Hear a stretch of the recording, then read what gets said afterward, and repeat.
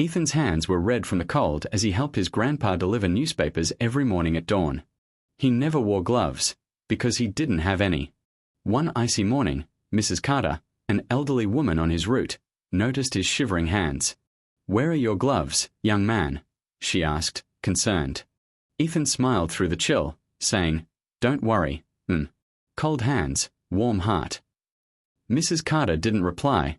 She just nodded and closed the door gently. The next day, as Ethan approached her porch, he noticed a small paper bag waiting for him.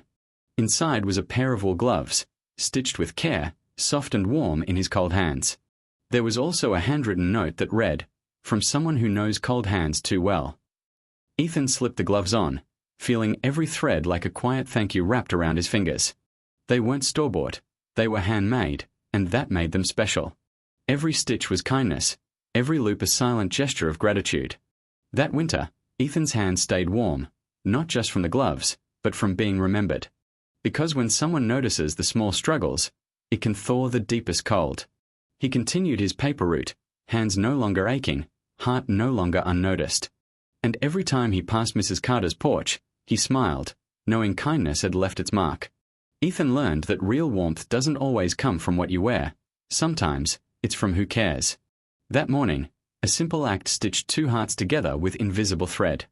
If this story warmed your heart, hit subscribe and follow us for more real stories about little kindnesses that make life beautiful. Because even cold mornings can carry warm hearts.